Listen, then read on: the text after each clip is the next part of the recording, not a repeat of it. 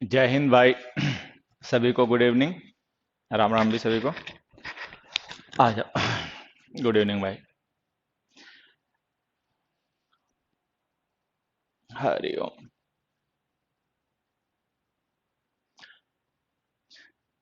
राम राम।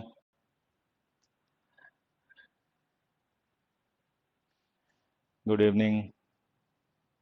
जय हिंद भाई। चलिए, अब देखो यहाँ पे समझना थोड़ा सा, ठीक है। आर्टिकल आर्टिकल सॉरी, ये एडवर्ब एडवर्ब की फंडामेंटल्स में जो एक वीडियो है वो आप लोगों ने देख लिया होगा, ठीक है। फंडामेंट गुड इवनिंग बच्चे सभी को, गुड इवनिंग भाई। ठीक है, राम राम भी। तो वो जो हमारा फंडामेंटल्स का वीडियो था उसमें हमने डिस्कस किया कि एडवर्ब्स और एडजेक्टिव्स में क्या डिफरेंस होता है, उनके यूजेस में क्या डिफरेंस होता है। एक वो डिस्कस किया हमने कॉन्सेप्ट। दूसरा हमने एडवर्ब्स के फंडामेंटल्स में एक कॉन्सेप्ट डिस्कस किया कि एडवर्ब्स कितने टाइप्स के होते हैं। एडवर्ब ऑफ टाइम जो व्हेन का रिप्लाई होते हैं, adverb of degree how often का रिप्लाई होते हैं, adverb of frequency sorry, adverb of frequency how often का रिप्लाई होते हैं, एडवर्ब ऑफ प्लेस वेयर का रिप्लाई होते हैं, ठीक है। एडवर्ब ऑफ मैनर हाउ का रिप्लाई होते हैं, रिलेटिव इंटरोगेटिव एडवर्ब्स, ठीक है। Adverb of degree how much का या टू व्हाट एक्सटेंट का रिप्लाई होते हैं, ठीक।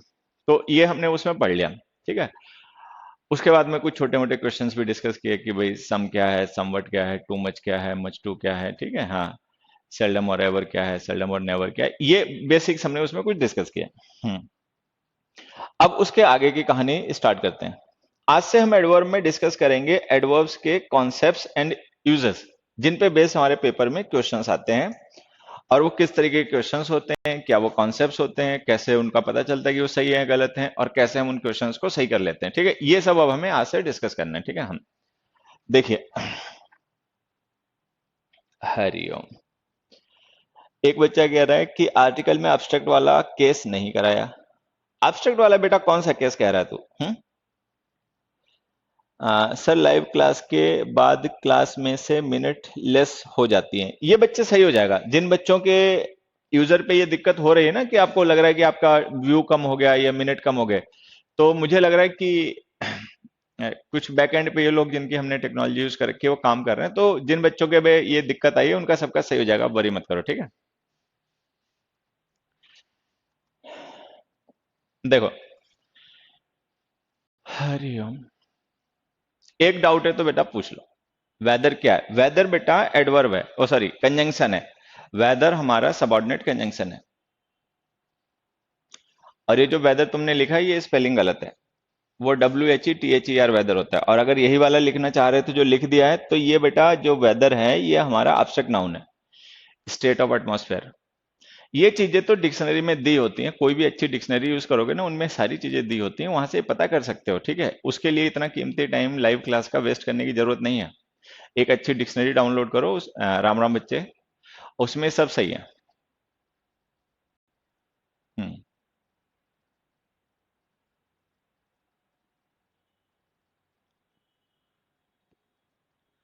एंडेमिक होता है एक छोटे एरिया में फैली बीमारी, और एपिडेमिक होता है लार्ज एरिया अक्रॉस कॉन्टिनेंट्स, ठीक है। Oxford advance learn dictionary best है, सबसे अच्छी डिक्शनरी वही है वैसे, ठीक है। हाँ, मस्त रहो सभी। आ जाओ, क्वेश्चन बताओ। The sun was brightly shining in the sky. The sun was brightly shining in the sky. ये क्वेश्चन पढ़ के देखो, कुछ समझ में आया तो बताना एक बार।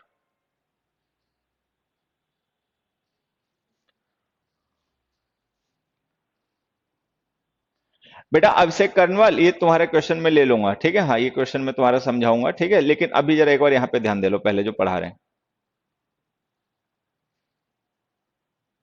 हाँ, हरिओम। देखो यहाँ पे समझना,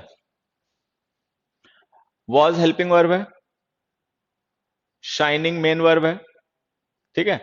और ये जो शाइनिंग मेन वर्ब है ना, ये इंट्रांसिटिव है, क्योंकि हमने इसके बाद में प्रिपरेशन लिख रखी है ना इन, और द इसका उस प्रिपरेशन का ऑब्जेक्ट है, तो वर्ब का अपना कोई ऑब्जेक्ट है नहीं, तो वर्ब इंट्रांसिटिव है। और ये जो ब्राइटली हमने लिखा है ये इसका एडवर्ब है, ठीक है। जैसे हमने लिखा the sun was shining, how how was it shining, तो हाउ का रिप्लाई है ब्राइटली। तो ये जो ब्राइटली है ना, हाउ का रिप्लाई है एडवर्ब ऑफ मैनर है, ठीक है। एडवर्ब, एक मिनट में मैनर लिख देता हूँ, एडवर्ब तो है वो तो आप लोग जान ही गए होगे। हाउ का रिप्लाई है तो एडवर्ब ऑफ मैनर है, मैं यहाँ पे लिख देता हूँ एडवर्ब ऑफ मैनर। ये एडवर्ब ऑफ मैनर है, ठीक है। उसके बाद में every student must practice carefully these important questions before. अब यहाँ पे देखो, this practice is a verb, ये प्रैक्टिस वर्ब है और ये ट्रांसिटिव वर्ब है। इंट्रांसिटिव नहीं है, ये ट्रांसिटिव है। ट्रांसिटिव क्यों कह रहे हैं समझना, ट्रांसिटिव इसलिए कह रहे हैं क्योंकि यहाँ पे इसका ऑब्जेक्ट दे रखा है, दीज इंपॉर्टेंट क्वेश्चंस। तो अगर किसी वर्ब के साथ उसका ऑब्जेक्ट दे रखा हो तो वर्ब ट्रांसिटिव होती है। तो ये जो प्रैक्टिस है ना, ये हमारी ट्रांसिटिव वर्ब है, ठीक है, और ये इसका ऑब्जेक्ट है। और ये जो हमने केयरफुली लिख रखा है, ये हाउ का रिप्लाई एडवर्ब ऑफ मैनर है, ठीक है। यहां तक हमने समझ लिया। आगे देखो, नर्चर्ड वर्ब है और ये ट्रांसिटिव वर्ब है। हम इस वर्ब को ट्रांसिटिव, एक मिनट क्या हो रहा है, ठीक है, ये वर्ब है और ये ट्रांसिटिव वर्ब है। ट्रांसिटिव हम इसे क्यों कह रहे हैं, हम इसे ट्रांसिटिव इसलिए कह रहे हैं क्योंकि इसके बाद में हमने एक ऑब्जेक्ट दे रखा अ होप, ठीक है, इसलिए। उसके बाद में देखो, ही explained well what he had experienced during his training at the centre. Explained transitive verb है, ठीक है, वेल एडवर्ब ऑफ मैनर है, हाउ का रिप्लाई। और ये जो पूरी क्लॉज है ना, what he had experience during his training at the centre, ये पूरी क्लॉज इसका ऑब्जेक्ट है। ये हमने पहले भी पढ़ा था कि वर्ड के साथ लिखे गए क्लॉजेस जो होती है ना बच्चे, वो नाउन होती हैं। नाउन या तो सब्जेक्ट होगा या ऑब्जेक्ट होगा। अब ये क्लॉज सब्जेक्ट हो नहीं सकती क्योंकि सब्जेक्ट ही है, तो ये ऑब्जेक्ट हो गया, ठीक है। उसी तरीके से सीक्रेटली है ना, यहाँ पे ये भी एडवर्ब ऑफ मैनर है।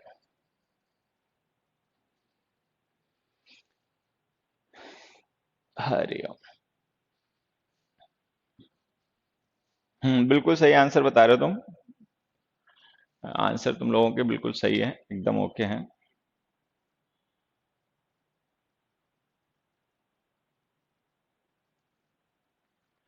अब यहाँ पे एक बार ध्यान से समझना, फिर से देखो, मैं एक बार बता रहा हूं, जो बच्चे पहली बार सुनने से चूक गए हो, अब की समझ लें। वॉज हेल्पिंग वर्ब है, शाइनिंग मेन वर्ब है, और ये मेन वर्ब इंट्रांसिटिव है क्योंकि हमने इसके बाद में कोई ऑब्जेक्ट नहीं लिख रखा, ठीक है, वो इन प्रेपोजिशन है, द स्काई उसका ऑब्जेक्ट है। तो ये जो ब्राइटली है ये, और ये हमारा हाउ का रिप्लाई एडवर्ब ऑफ मैनर है, मतलब ये हमारी इंट्रांसिटिव वर्ब है और ये इसका एडवर्ब ऑफ मैनर है, ठीक है। यहाँ पे जो हमने प्रैक्टिस वर्ब लिखी है, ये प्रैक्टिस वर्ब ट्रांसिटिव है, ठीक है। हम इस वर्ब को ट्रांसिटिव इसलिए कह रहे हैं क्योंकि इसके बाद में इसका ऑब्जेक्ट दिया हुआ है, द इंपॉर्टेंट क्वेश्चंस। तो ये वर्ब है और ये इसका ऑब्जेक्ट है, और ये केयरफुली जो है वो इस वर्ब का एडवर्ब है, हाउ का रिप्लाई एडवर्ब ऑफ मैनर, ठीक है। ये नर्चर्ड वर्ब है। अ होप ऑफ, वैसे ये पूरा एक ही है, ठीक है, ऑफ बिकमिंग अ प्रेसिडेंट। तो ये पूरी फ्रेज ऑब्जेक्ट है। जैसे हमने लिखा होप, हुज होप, तो हमने क्या पढ़ा था नाउन में कि जो हुज का रिप्लाई होते हैं वो या तो पजेसिव केसेस होते हैं या ऑफ प्रिपोजिशन होती है। तो जो हमने लिखा ना, of becoming the next vice president, ये भी होप का डिस्क्रिप्शन है। तो ये पूरी एक ही फ्रेज हो गई, a hope of becoming the next president, ये पूरी फ्रेज हमारा ऑब्जेक्ट है। और ये नर्चर्ड वर्ब है, और ये सीक्रेटली इस वर्ब का एडवर्ब ऑफ मैनर, हाउ का रिप्लाई है, ठीक है। एक्सप्लेन्ड वर्ब है, ये ट्रांसिटिव वर्ब है। इसे हम ट्रांसिटिव वर्ब इसलिए कह रहे हैं क्योंकि इसका ऑब्जेक्ट ये पूरी क्लॉज है। ये हमने पहले भी पढ़ रखा कि वर्ड के साथ लिखी गई क्लॉजेज जो होती हैं वो नाउन होती हैं। नाउन या तो सब्जेक्ट होता है या ऑब्जेक्ट होता है। अब ये क्लॉज सब्जेक्ट तो हो नहीं सकती क्योंकि सब्जेक्ट ही है, तो ये ऑब्जेक्ट हो गया एक्सप्लेन वर्ब का। और ये जो बेल है, ये हाउ का रिप्लाई एडवर्ब ऑफ मैनर है, जो इस वर्ब का एडवर्ब है। डन। जब ये बातें समझ में आ जाए तो अब यहां से ध्यान क्या रखना है कि एडवर्ब्स ऑफ मैनर को इंट्रांसिटिव वर्ब्स के बाद लिखा करो। जैसे वर्ब इंट्रांसिटिव है ना शाइनिंग, तो इसका एडवर्ब इसके बाद लिखो। The sun was shining brightly in the sky, ठीक है। अच्छा, फिर हमने प्रोनाउन में भी पढ़ा था कि अगर मान लो कोई वर्ब ट्रांसिटिव होगी तो हम वर्ब और उसके ऑब्जेक्ट के बीच में एडवर्ब नहीं लिख सकते, ठीक है। जैसे हमने लिखा है, every student must practice carefully these important questions, ठीक है। तो जो हमने केयरफुली लिख दिया ना, गलत जगह लिख दिया। वर्ब और उसके ऑब्जेक्ट के बीच में एडवर्ब नहीं लिखने चाहिए। एडवर्ब को अगर लिखना पड़े तो ऑब्जेक्ट के बाद लिख दिया करो। तो इसको ऐसे लिख दो, every student must practice these questions carefully before the examination, ठीक है। तो अगर कोई वर्ब इंट्रांसिटिव है और हम उसके साथ में हाउ का रिप्लाई एडवर्ब ऑफ मैनर लिख रहे हैं, तो एडवर्ब ऑफ मैनर को लिखा करो वर्ब के बाद। लेकिन अगर कोई वर्ब ट्रांसिटिव है और हम उसके साथ में एडवर्ब ऑफ मैनर लिख रहे हैं, तो एडवर्ब ऑफ मैनर को लिखा करो ऑब्जेक्ट के बाद, ठीक। जैसे दीज इंपॉर्टेंट क्वेश्चंस ऑब्जेक्ट हो गए तो उसके बाद लिख दिया। अब इसमें आ जाओ। इसमें अगर हम देखें ना, तो अगर हम इस सीक्रेटली को ऑब्जेक्ट के बाद लिखेंगे तो ऑब्जेक्ट ये पूरी फ्रेज है, a hope of becoming the next vice president. तो अगर हम उसके बाद में सीक्रेटली को लिखेंगे तो ये सीक्रेटली जो एडवर्ब है ना, वो इस बिकमिंग वर्ब को डिस्क्राइब करने लगेगा। क्यों करने लगेगा समझना। ये जो हमने बिकमिंग लिखी ना, ये भी एक वर्ब है, मेन वर्ब नहीं है, नॉन फिनाइट वर्ब है। लेकिन अगर हम सीक्रेटली को इसके बाद लिखेंगे ना, तो सीक्रेटली एडवर्ब इसे डिस्क्राइब करने लगेगा। लेकिन हमें पता है कि सीक्रेटली एडवर्ब इस वर्ब को डिस्क्राइब करने के लिए है। तो अगर वो इस वर्ब को डिस्क्राइब करने के लिए है ना, तो इसे बाद में मत लिखो, इसको लिख दो पहले। तो इससे हमें यह समझ में आया कि अगर मान लो किसी वर्ब के बाद में हम कोई ऐसा ऑब्जेक्ट लिख दें जिसमें पहले से कोई वर्ब लिखी हो, चाहे फाइनाइट या नॉन फाइनाइट, तो उसके बाद एडवर्ब मत लिखना, नहीं तो एडवर्ब दूसरी वर्ब को डिस्क्राइब करने लगेगा। उस केस में क्या करना है, एडवर्ब को वर्ब से पहले लिखना है। कुल मिला के बेसिक आइडिया यह है कि वर्ब और उसके ऑब्जेक्ट के बीच में एडवर्ब नहीं लिखना है। ठीक है। अगर हो सके तो हमेशा एडवर्ब को ऑब्जेक्ट के बाद लिखा करो। कई बार ऑब्जेक्ट कोई फ्रेज या क्लॉज होती है जिसमें पहले से कोई वर्ब लिखी होती है, तो उस कंडीशन में एडवर्ब को मत लिखना फ्रेज या क्लॉज के बाद में, नहीं तो वो दूसरी वर्ब को डिस्क्राइब करने लगेगा, उसको वर्ब से पहले लिख देना। वर्ब और ऑब्जेक्ट के बीच में एडवर्ब मत लिखना, ठीक है। अब जैसे हमने ये वेल एडवर्ब लिखा, ये वेल एडवर्ब एक्सप्लेन्ड वर्ब को डिस्क्राइब करने के लिए है। लेकिन अगर हम उसको इस क्लॉज के बाद लिख देंगे तो वो एडवर्ब डिस्क्राइब करने लगेगा हैड एक्सपीरियंस वर्ब को, तो हमें पता है मीनिंग गलत हो जाएगा। तो हम क्या करेंगे, उसको वर्ब के बाद, ऑब्जेक्ट के बाद ना लिख के वर्ब से पहले लिख देंगे। तो फिर से इन अ नटशेल में सारी बात समझा देता हूँ। कोई भी वर्ब अगर इंट्रांसिटिव है और उसके साथ एडवर्ब मैनर लिख रहे हो, तो एडवर्ब मैनर को लिखा करो इंट्रांसिटिव वर्ब्स के बाद में। लेकिन अगर कोई वर्ब ट्रांसिटिव हो तो उसके ऑब्जेक्ट के बाद लिखा करो। अगर ऑब्जेक्ट कभी कोई क्लॉज या फ्रेज हो जिसमें पहले से कोई फाइनाइट या नॉन फाइनाइट वर्ब लिखी हो, ठीक है, तो उस कंडीशन में जो एडवर्ब मैनर होता है उसको वर्ब से पहले लिख दिया करो। मतलब वर्ब और उसके ऑब्जेक्ट के बीच में एडवर्ब का यूज नहीं करना है।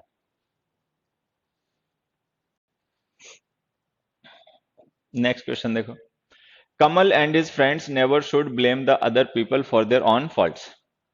मुझे लग रहा है इस क्वेश्चन का आंसर तुम बता पाओगे, क्योंकि प्रोनाउन में ये कॉन्सेप्ट हमने ऑलरेडी पहले डिस्कस कर रखा है। देखो तो एक बार, ये कॉन्सेप्ट हमने ऑलरेडी प्रोनाउन में एक बार डिस्कस कर रखा है। इसका आंसर एक बताओ। हाँ बिल्कुल बेटा, राहुल अग्रवाल बिल्कुल यूज कर सकते हैं।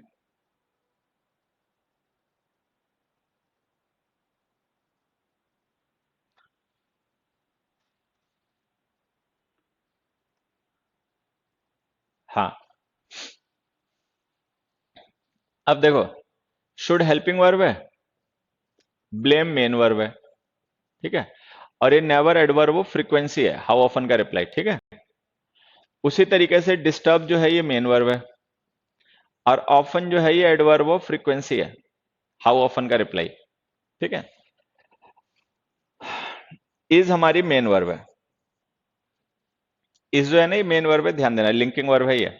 रेगुलर एंड पंक्चुअल ये दोनों एडजेक्टिव है, उसके कॉम्प्लीमेंट, ठीक है। हम्म, अब इसको समझना, ये नेवर एडवर्ब ऑफ फ्रीक्वेंसी है और ये ब्लेम मेन वर्ब है। हमें पता है जो एडवर्ब्स होते हैं ना वो मेन वर्ब को डिस्क्राइब करने के लिए होते हैं। No adverb describes a helping verb, adverbs helping verb को डिस्क्राइब नहीं करते, एडवर्ब्स मेन वर्ब को डिस्क्राइब करते हैं। तो अगर हम कभी किसी एडवर्ब ऑफ फ्रीक्वेंसी का यूज करें तो हमेशा उसका यूज क्या करो, मेन वर्ब से पहले। मेन वर्ब ब्लेम है तो इसको उससे पहले लिखो, इसको लिखो Kamal and his friends should never blame other people. तो एडवर्ब्स ऑफ फ्रीक्वेंसी को हमेशा लिखा करो मेन वर्ब से पहले। मेन वर्ब ब्लेम है, शुड नहीं है, तो उससे पहले लिख दिया, ठीक है। नेक्स्ट में आ जाते हैं। नेक्स्ट में यहाँ पे देखें मेन वर्ब है डिस्टर्ब, ठीक है, तो हमने कहा मेन वर्ब से पहले लिखना चाहिए, हमने बाद में लिख रखा है, एक तो ऐसे ही गलत हो गया। और दूसरा, नहीं तो अभी हमने एक कॉन्सेप्ट देखो क्या पढ़ा था, ये डिस्टर्ब जो है ना ये वर्ब है।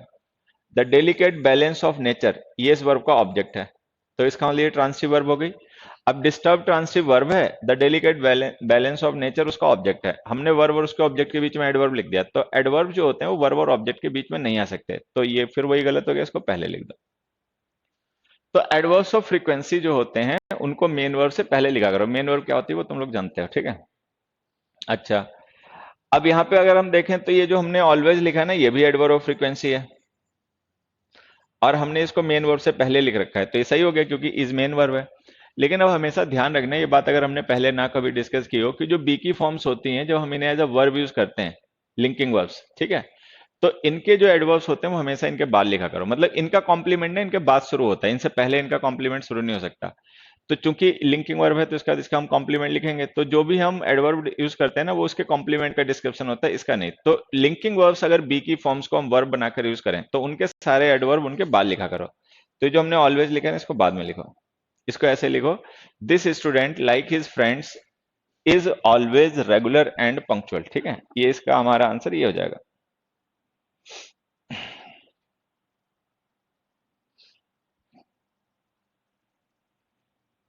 ये हो गया। चलो अब दो क्वेश्चन में तुम्हारे लिए लिखता हूं, अपने आप सही करना। एक क्वेश्चन देखो, he has often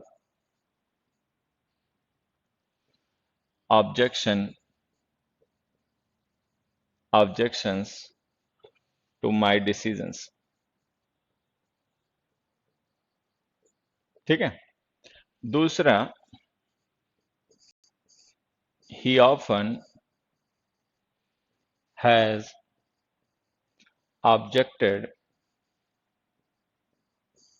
to my decisions। ये दो क्वेश्चन सही करो, ये दोनों क्वेश्चंस को एक बार सही करो।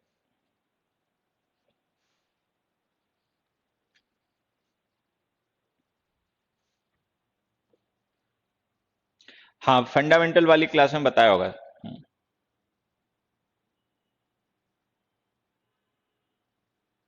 बेटा ऑलवेज एडवर्ब मैनर नहीं होता, ऑलवेज एडवर्ब फ्रीक्वेंसी होता है। हाँ ऑलवेज, हमने क्या करा था कि एडवर्ब मैनर नहीं यूज करना है। ठीक है, फंडामेंटल वाली क्लास होगी ना, उसमें बताया होगा कि एडवर्ब मैनर नहीं यूज करना है लिंकिंग वर्ब के बाद में। ऑलवेज एडवर्ब मैनर नहीं बेटा, एडवर्ब फ्रीक्वेंसी होता है। ठीक है,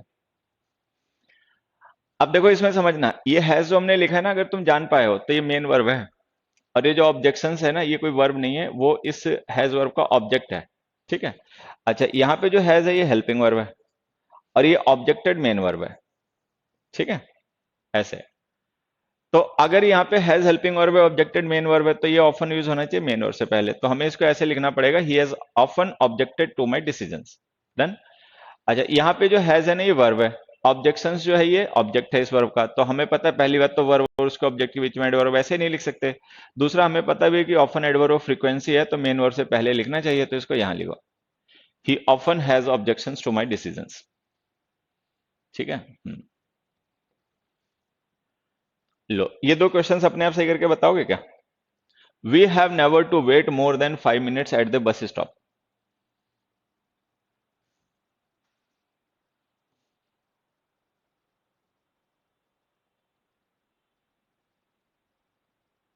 we have never to wait more than 5 minutes at the bus stop.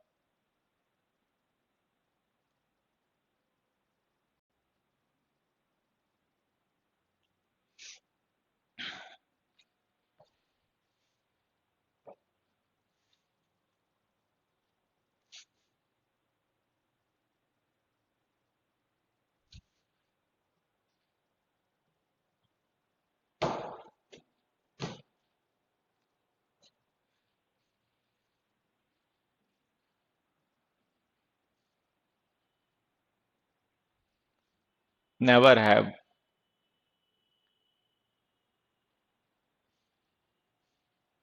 Signing linking verb नहीं होती, मूर्खता मत दिया करो उल्लू। किसने तुमसे कहा साइन इन लिंकिंग वर्ब होती है? वर्ब के फंडामेंटल्स में क्लियरली पढ़ा देते हैं कि साइन एक्शन वर्ब होती है, इसका मतलब होता है टू एमिट लाइट। लेकिन उल्लू ऐसे हैं, साइनिंग लिंकिंग वर्ब होती है, उसके बाद एडवर्ब मैनर क्यों लिख दिया? सोचा करो बेटा पहले। देखो, ये एक छोटा सा कॉन्सेप्ट है जो फर्स्ट क्वेश्चन में है, इसको अभी हमने पढ़ा नहीं है, आगे जब मॉडल्स पढ़ेंगे ना तब पढ़ाऊंगा मैं, तब तक इसको मैं थोड़ा सा ऐसे समझा देता हूं, तुम लोग समझना। देखो, ये जो हैव टू हम यूज करते हैं, या यूज टू यूज करते हैं, या ऑट टू यूज करते हैं, ये होते हैं मॉडल्स। ठीक है, ऑट टू तो खैर एक प्रॉपर मॉडल होता है, अदरवाइज हम इन्हें कहते हैं सेमी मॉडल्स। जैसे हैव टू यूज टू है ना, ये हम इन्हें कहते हैं सेमी मॉडल्स। ठीक है, असल में ये ऐसे मॉडल्स होते हैं जिनके साथ में हमें टू प्लस वर्ब की फर्स्ट फॉर्म इन्फिनेटिव का यूज करना पड़ता है। नहीं तो हमें पता है कि जो मॉडल्स होते हैं उनके साथ हमेशा वर्ब की फर्स्ट फॉर्म यूज होती है। ठीक है, जैसे अगर हम शुड लिखेंगे ना, तो शुड के साथ वर्ब की फर्स्ट फॉर्म आएगी शुड गो, लेकिन ऑट के साथ में टू गो आएगा, ऑट टू गो। ठीक है, तो ये हमें समझना है कि ये जो तीन मॉडल्स है ना, हैव टू, यूज टू और ऑट टू, ये सेमी मॉडल्स होते हैं। अब इसमें होता क्या है, ये जो हम टू प्लस वर्ब की फर्स्ट फॉर्म लिखते हैं, ये इन्फिनेटिव होता है, हम इसे स्प्लिट नहीं कर सकते। अच्छा, ऑट और टू जो है, ये एक कंपाउंड मॉडल है, मतलब सेमी मॉडल कहते हैं, लेकिन दो वर्ड मिलकर एक मॉडल का काम कर रहे हैं, तो हम इसे कंपाउंड मॉडल भी कह सकते हैं। ठीक है, तो इस ऑट और टू को भी हम स्प्लिट नहीं कर सकते, टू और वर्ब की फर्स्ट फॉर्म को भी स्प्लिट नहीं कर सकते। वही काम हैव टू के साथ है। अगर हम हैव टू गो लिखे मान लो, ठीक है, तो जो टू गो है ना, ये इन्फिनेटिव है। इन्फिनेटिव ग्रामर की यूनिट होते हैं, तुम लोग पहले से भी जानते होगे कि इन्फिनेटिव्स को स्प्लिट नहीं किया जा सकता। ठीक है, ये ध्यान रखना है। अच्छा, हैव टू जो होता है ये मॉडल है, मॉडल फ्रेज है। हैव टू मिलके मॉडल बन जाते हैं, तो मॉडल फ्रेज है, तो हम इसे भी स्प्लिट नहीं कर सकते। तो ना तो हम इसे स्प्लिट कर सकते हैं, ना हम इसे स्प्लिट कर सकते। वही यूज टू के साथ है। जैसे हमने लिखा यूज टू गो, तो ना हम टू गो स्प्लिट कर सकते हैं, ना यूज टू स्प्लिट कर सकते। ये फ्रेज मॉडल है और ये इन्फिनेटिव है, इनको स्प्लिट किया नहीं जा सकता। अब जब ये बात समझ में आ जाए तो यहाँ ना, ये देखो, ये जो टू वेट है ना, इसे तो हम स्प्लिट कर नहीं सकते, लेकिन ये जो हैव टू हम कर, इसे भी स्प्लिट नहीं सकते। तो जो नेवर हमने यूज किया ना, गलत जगह यूज कर दिया। हैव टू के बीच में नेवर लिख नहीं सकते, क्योंकि हैव टू मॉडल होता है। ठीक है, सेमी मॉडल होता है। अच्छा, टू और वेट के बीच में भी लिख नहीं सकते। अच्छा, तो हम क्या करेंगे, इसको लिख देंगे वर्ब से पहले। We never have to wait more than 5 minutes at the bus stop. हाँ सर, समझ में आ गया। राहुल अग्रवाल को समझ में आ गया। हाँ सही है, बहुत अच्छी बात है बेटा। हाँ ठीक है। हाँ, एक वो पता नहीं सर, प्लीज प्लीज चिल्लाया जा रहा है, क्या बात है इसकी? सर वर्ब और ऑब्जेक्ट के बीच में एडवर्ब डिस्कस कर लेंगे बेटा, क्यों नहीं लिखते, बाद में डिस्कस कर लेंगे, जरूरी होगा तो जरूर डिस्कस करेंगे। पता चले वो तुम सीखने के चक्कर में जो सिखाया जा रहा है वो भी तब तक चूक जाओ, पहले यहाँ तो ध्यान दो। मैंने एक चीज देखी है, बच्चों को वो चीजें बहुत अट्रैक्ट करती हैं जिससे उनका डायरेक्ट कोई लेना देना नहीं होता। ठीक है, अच्छा, जिससे डायरेक्ट लेना देना है, जिससे नफा नुकसान होना है, फायदा होना है, ठीक है, बेनिफिट होना है, ठीक है, उस पर ध्यान कम रहेगा। वो इतनी जरूरी बात नहीं है बच्चे, उसको भी डिस्कस कर लेंगे। यूट्यूब पे हमने इसीलिए बना रखा है वो क्या नाम चैनल की अंट संट जितनी बातें हैं ना, वो हम वहां पे डिस्कस करते हैं। फिर से देखो, एक मैं एग्जांपल तुम्हारे लिए लिखता हूं, अपने आप सही करके दिखाना। You ought to always help your friends। ठीक है। दूसरा, he used often to, एक मिनट, टू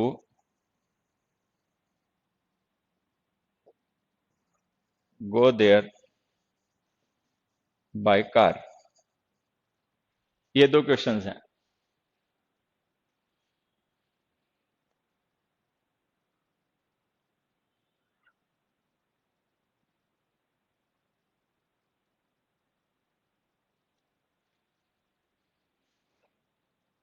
देखो, एक छोटा सा क्वेश्चन में तुम्हें और समझाता हूँ इसी बात से रिलेटेड जो हम डिस्कस कर रहे हैं ना।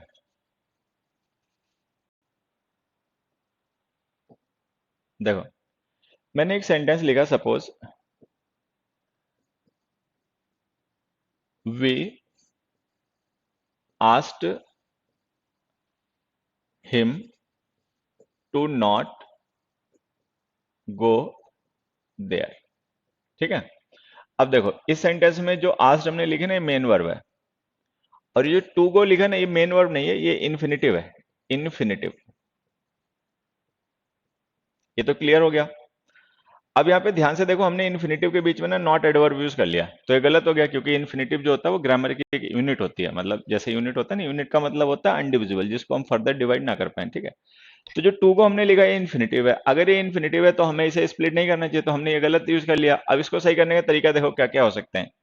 एक तरीका तो ये हो सकता है कि हम इसको ऐसे लिखें, we did not ask him to go there. पहला ये हो सकता है। दूसरा ये हो सकता है कि हम इसे ऐसे भी लिख सकते हैं, we asked him not to go there. ठीक है, ऐसे लिख सकते हैं। अब देखो होगा क्या, ये जो हमने लिखा है ना, डिड नॉट आस्क, ये हमने निगेशन कर दिया मेन वर्ब का। हमने पढ़ा क्या, जो वर्ब के फंडामेंटल्स है उसमें तुमने पढ़ा होगा कि अगर हम नॉट का यूज मेन वर्ब के लिए करेंगे ना, तो इसका यूज हम मेन वर्ब से पहले और हेल्पिंग वर्ब के बाद करेंगे। तो हम इसको डिड नॉट आस्क लिख के सही कर सकते हैं कि हमने आस्क जो हमारी मेन वर्ब है, हमने उसको नेगेटिव बना दिया। लेकिन अगर मान लो हमें उसको नहीं और इन्फिनेटिव को ही नेगेटिव बनाना है, तो हम इन्फिनेटिव से पहले नॉट का यूज कर लेंगे, नॉट टू गो। तो या तो हम लिखें डिड नॉट आस्क, या हम लिखें नॉट टू गो। ये जो टू नॉट गो लिखा था ना, ये गलत था। अब ये एग्जांपल मैंने तुम्हें इसलिए बताया कि जो इन्फिनेटिव हमारे होते हैं वो ग्रामर की यूनिट्स होती हैं और हमें उन्हें स्प्लिट नहीं करना चाहिए। ठीक है, तो ये जो हमने लिखा ना, you ought to always help your friends, तो ये जो टू हेल्प को हमने स्प्लिट कर दिया ना, गलत है। अच्छा, टू से पहले लिखेंगे तो ऑट टू स्प्लिट हो जाएगा, तो उसको भी हम नहीं कर सकते, तो हम इसे यहां लिखेंगे। ठीक है, फिर हमने यूज्ड ऑफन टू गो लिखा, तो हमें पता है कि यूज टू जो फ्रेज होती है वो एक मॉडल होती है, तो हम उसको स्प्लिट नहीं कर सकते, और टू गो को भी स्प्लिट नहीं कर सकते, तो हम ऑफन को भी पहले लिख देंगे। He often use to go there by car, you always ought to help your friends. तो बस ये ध्यान रखना, ठीक है। अब आ गया ये फिफ्थ क्वेश्चन, चलो इसका आंसर बताओ अपने आप, सही है गलत। थोड़ी सी मदद मैं तुम्हारी कर देता हूं, देखो समझना। एक मिनट। काइंड हेल्पिंग वर्ब है, मेक मेन वर्ब है, ट्वाइस एडवर्ब ऑफ फ्रीक्वेंसी है, ट्वाइस एडवर्ब ऑफ फ्रीक्वेंसी है। ठीक है, हाउ ऑफन का रिप्लाई है ना ट्वाइस, तो एडवर्ब ऑफ फ्रीक्वेंसी हो गया।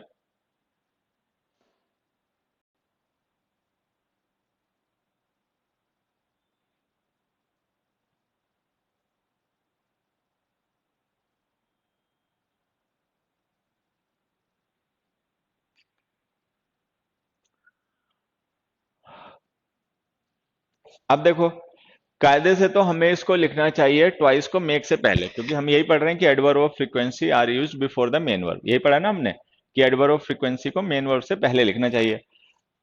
तो ट्वाइस एडवर्ब ऑफ फ्रीक्वेंसी है, मेन वर्ब मेक है, हमें इससे पहले लिखना चाहिए। We can not twice make the same mistake, लेकिन ये सही है।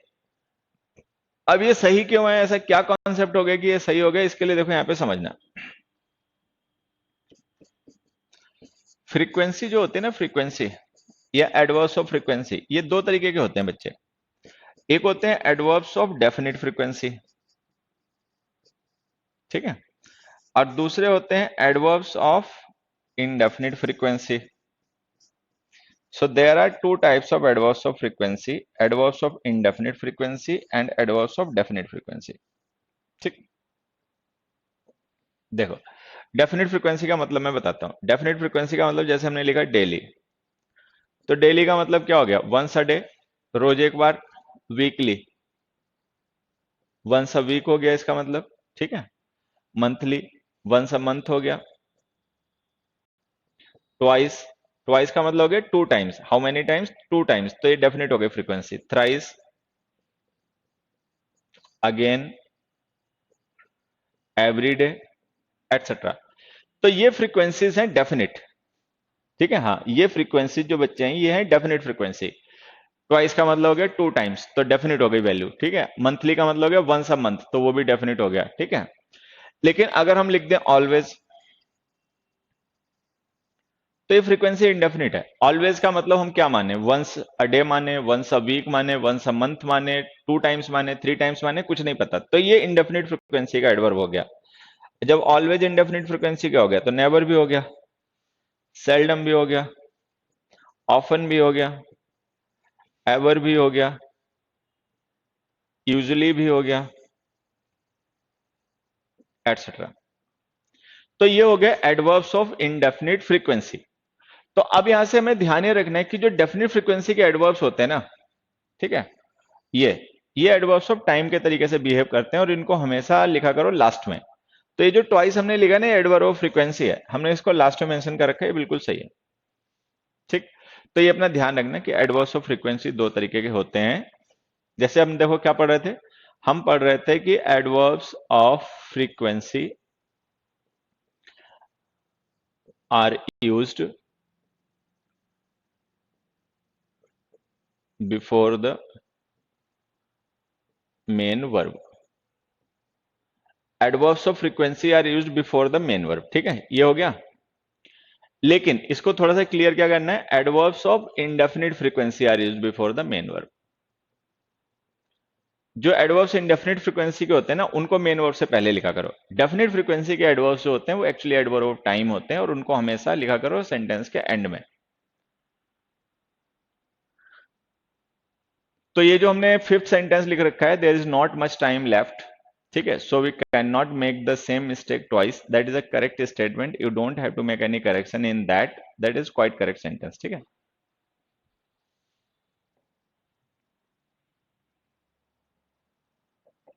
नेक्स्ट देखो, most of the players performed there confidently yesterday. एक बार अपने आप ट्राई करो, फिर मैं समझा देता हूँ, ठीक है? एक बार तुम लोग अपने आप ट्राई करके देख लो, उसके बाद में मैं समझा देता हूँ।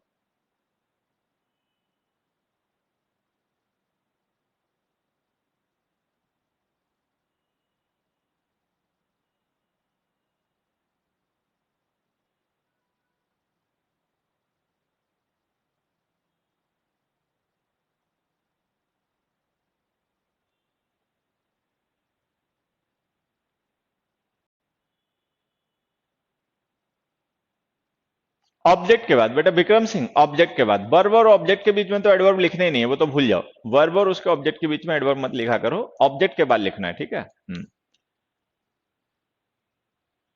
अब देखो यहां पे समझना, परफॉर्म्ड हो गई वर्ब, देयर हो गया वेयर का reply adverb of place, confidently हो गया हाउ का reply adverb of manner, yesterday हो गया व्हेन का रिप्लाई एडवर्ब ऑफ टाइम, ठीक है? तो ये तीनों एडवर्ब एक ही वर्ब को डिस्क्राइब कर रहे हैं। हमारे पास एक वर्ब है परफॉर्म्ड, और उस परफॉर्म्ड वर्ब को डिस्क्राइब करने के लिए हमने एक एडवर्ब यूज किया देयर, जो कि वेयर का रिप्लाई है, तो एडवर्ब प्लेस हो गया। एक एडवर्ब यूज किया कॉन्फिडेंटली, जो हाउ का रिप्लाई है, तो एडवर्ब मैनर हो गया। एक यूज किया यस्टरडे, जो व्हेन का रिप्लाई है, तो एडवर्ब टाइम हो गया। तो ये हमारे एडवर्ब्स हो गए। चलो नेक्स्ट में आते हैं। यहां पर हमने एक वर्ब लिखी लिव्ड। इस वर्ब को डिस्क्राइब करने के लिए हमने एक व्हेन का रिप्लाई लिखा for ever, adverb of time हो गया। एक पीसफुली यूज किया हाउ का रिप्लाई, एडवर्ब ऑफ मैनर हो गया। और एक वेयर का रिप्लाई किया देयर, तो एडवर्ब ऑफ प्लेस हो गया। ये तीनों एडवर्ब एक ही वर्ब को डिस्क्राइब कर रहे हैं, ठीक है? फिर हमने लिखा the man behaved without hesitation in the evening at the party. अब यहां पे हमने वो एक वर्ब लिखी बिहेव्ड, ठीक है? बिहेव्ड वर्ब हमने यूज किया है, लेकिन ध्यान से देखो हमने इस वर्ब का ना कोई डायरेक्ट ऑब्जेक्ट नहीं लिखा। हमने यहाँ पे कुछ फ्रेजेस यूज किए हैं। जैसे एक फ्रेज हमने लिखी विदाउट हेसिटेशन, एक हमने लिखी इन द इवनिंग, और एक हमने लिखी एट द पार्टी। डन। अभी जो हमने विदाउट हेसिटेशन लिखी है ना, ये हाउ का रिप्लाई है। हाउ का रिप्लाई होने की वजह से ये फ्रेज है एडवर्ब ऑफ मैनर। जैसे हमने लिखा बिहेव्ड हाउ, तो हाउ का रिप्लाई है विदाउट हेसिटेशन। तो जो एडवर्ब हाउ का रिप्लाई होते हैं एडवर्ब ऑफ मैनर होते हैं, ठीक है? इन द इवनिंग है व्हेन का रिप्लाई, तो ये एडवर्ब ऑफ टाइम हो गया। एट द पार्टी है वेयर का रिप्लाई, तो ये एडवर्ब ऑफ प्लेस हो गया। तो सबसे पहले तो हमें यह पता लगाना है कि कौन सा एडवर्ब किस टाइप का है, ठीक है? वो हम इजिली पता लगा सकते हैं। जो व्हेन के रिप्लाईज होते हैं वो एडवर्ब ऑफ टाइम होते हैं, वेयर का रिप्लाई एडवर्ब ऑफ प्लेस होते हैं, हाउ का रिप्लाई एडवर्ब ऑफ मैनर होते हैं। ये हमें पहले से पता है। अब आते हैं काम की बात पे। काम की बात ये है कि अगर हम किसी एक एडवर्ब को डिस्क्राइब करने के लिए मल्टीपल एडवर्ब्स का यूज करें, मान लो हम मल्टीपल एडवर्ब्स का यूज करें,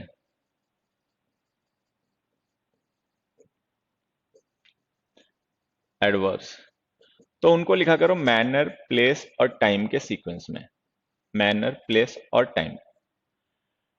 एक दो छोटी छोटी बातें और बता देता हूं, वो भी साथ ही साथ लगे हाथ समझ लेना। देखो ये जो एडवर्ब मैनर और प्लेस और टाइम है, इनके अलावा अगर हम देखें तो एक एडवर्ब ऑफ डिग्री भी होता है, ठीक है? और एक एडवर्ब ऑफ फ्रीक्वेंसी भी होता है।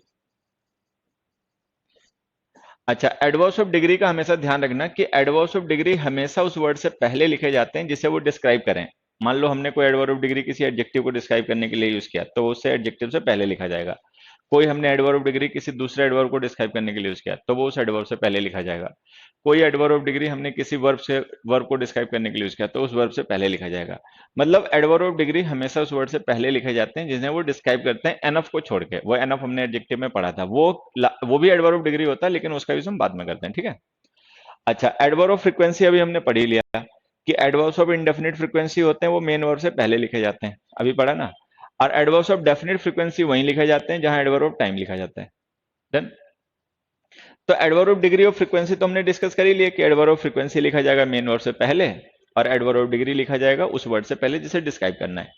ये जो तीन एडवर्ब बच जाते हैं मैनर, प्लेस, टाइम, इनको हम लिखते हैं वर्ब के बाद या वर्ब के ऑब्जेक्ट के बाद, ठीक है? इनकी पोजीशन ये होती है, पहले मैनर, फिर प्लेस, फिर टाइम, ठीक है? तो अगर हम देखें यहाँ पे पहले प्लेस लिखा, फिर मैनर लिखा, फिर टाइम लिखा, तो सीक्वेंस होना चाहिए मैनर, प्लेस, टाइम। मतलब टाइम लास्ट में आना चाहिए, मैनर पहले आना चाहिए। तो लिख दो most of the players performed confidently there study, ठीक है? उसके बाद में फॉर एवर टाइम है, मैनर है, प्लेस है, तो हमें पता है टाइम तो लास्ट में आना चाहिए, तो इसको ऐसे लिख दो। यहां देखें विदाउट हेसिटेशन जो है वो हाउ का रिप्लाई एडवर्ब मैनर फ्रेज, देखो फ्रेज होगी ना तो भी उसी को उसी सीक्वेंस में लिखना है। तो विदाउट हेसिटेशन मैनर है, इन द इवनिंग टाइम है, एट द पार्टी प्लेस है, ठीक है। तो ये जो प्लेस है ये अगर हम यहाँ पे लिख दें तो सीक्वेंस से हो जाएगा, without hesitation at the party in the evening. तो अगर हम किसी वर्ब को डिस्क्राइब करने के लिए मल्टीपल एडवर्ब्स का यूज करें तो उनको लिखा करो पहले मैनर, ठीक है, हाँ, फिर प्लेस और फिर टाइम के सीक्वेंस में। अच्छा, ये डिग्री ऑफ फ्रीक्वेंसी को लेकर जो बात बताई है हमेशा ध्यान रखना। ये दो क्वेश्चंस अपने आप से ही करो, दो क्या तीन है ये क्वेश्चंस, ठीक है। The man waited for 2 hours for his friends with patience at the station, we got freedom on 15th August at 12 midnight in 1947। An old man was sitting near the tree on a bench in the park. ये देखो पढ़ के समझने की कोशिश करो, समझ में आ जाए तो सही भी अपने आप करो।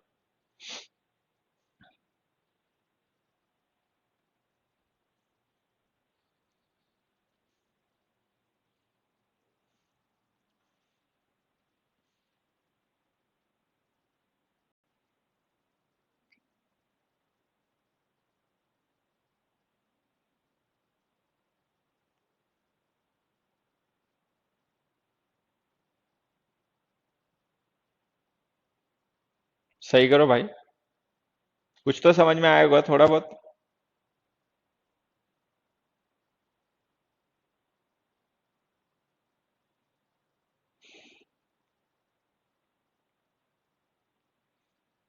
परफॉर्म्ड कॉन्फिडेंटली तो पुराना हो गया सर, अब तो आप।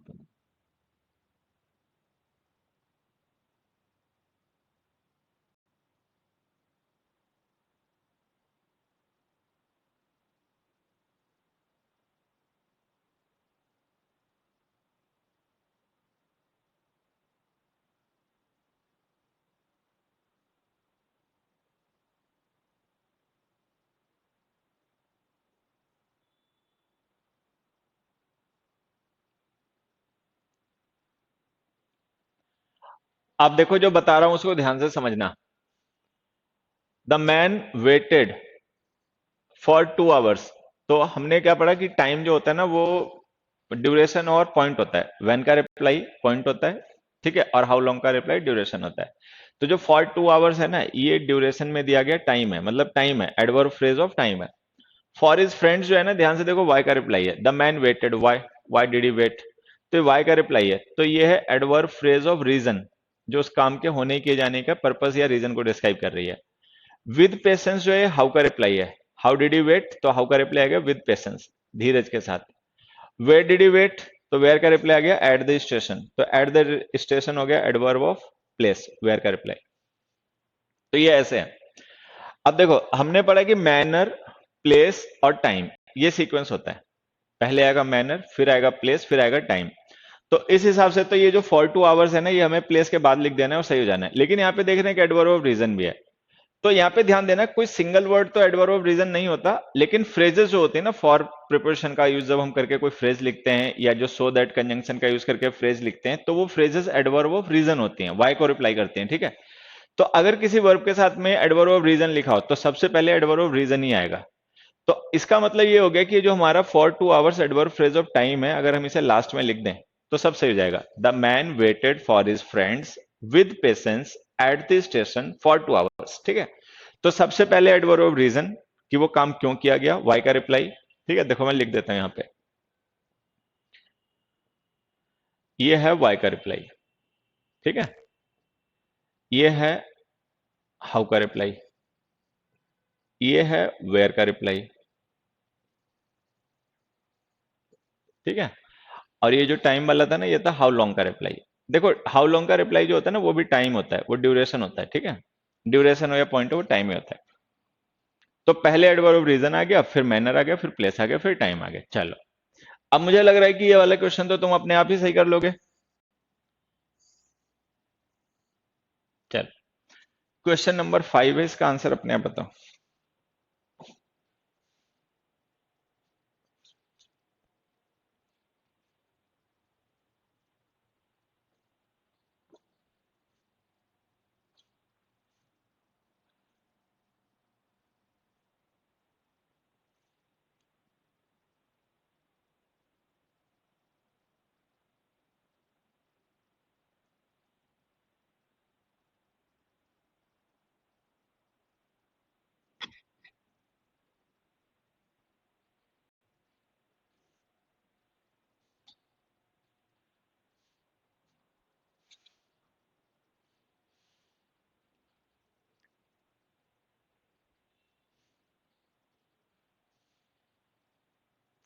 अब इसमें देखो सब टाइम ही टाइम है, यही है ना, हाँ भाई इसमें तो सब टाइम ही टाइम है। तो देखो अब समझना, on 15th August time, when का रिप्लाई है ना, एट 12 मिडनाइट व्हेन का रिप्लाई है टाइम, इन 1947 व्हेन का रिप्लाई है टाइम।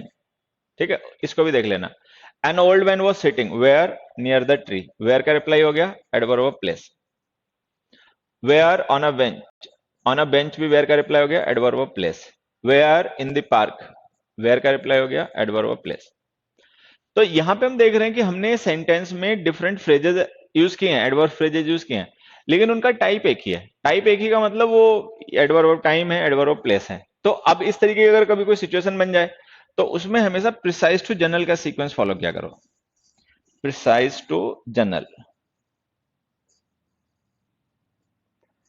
जो प्रिसाइज इंफॉर्मेशन है ना, मोस्ट प्रिसाइज, वो लिखो पहले और जनरल इंफॉर्मेशन लिखो बाद में। ठीक है, अगर हम यहाँ पे देखें तो यहाँ पे मोस्ट प्रिसाइज इंफॉर्मेशन जो है वो आवर है, तो पहले वो लिखो।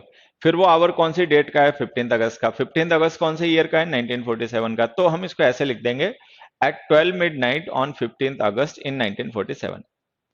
इसी तरीके से अगर हम देखें तो यहाँ पे जो मोस्ट प्रिसाइज इंफॉर्मेशन जो सिटिंग वर्ब की है ना, वो है bench. An old man was sitting on a bench. Where was the bench? Near the tree. Where was the tree? In the park. ठीक है, तो हम इसको इस तरीके से सेट कर देंगे। जो एग्जैक्ट इंफॉर्मेशन है ना, जो मोस्ट प्रिसाइज इंफॉर्मेशन है, वो लिखो पहले, जनरल इंफॉर्मेशन लिखो बाद में। मतलब एक्शन से रिलेटेड जो एग्जैक्ट इंफॉर्मेशन है वो पहले, जनरल इंफॉर्मेशन उसके बाद में। ठीक है,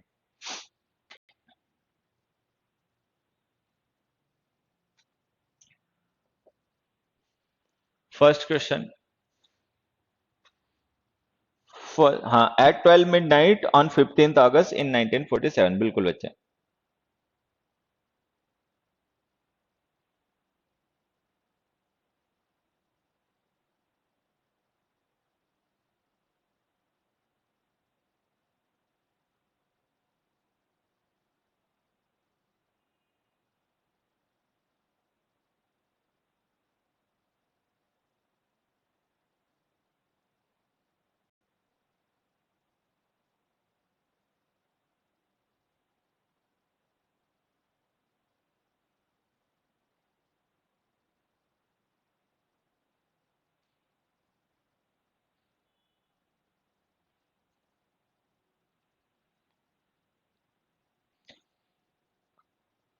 बहुत मारूंगा, सॉन्ग सुनाओ। हट, इतने यार तुम लोग बात वास्तव में बद्ध हो। देखो कह रहा है सॉन्ग सुनाओ। बेटा मैं सॉन्ग अपनी मौज के लिए गाता हूँ, मैं सुनाने के लिए, मैं कोई प्रोफेशनल सिंगर थोड़ी हूँ। मैं बाथरूम सिंगर हूँ, मेरा मन होता है गा लेता हूँ, गुनगुना लेता हूँ।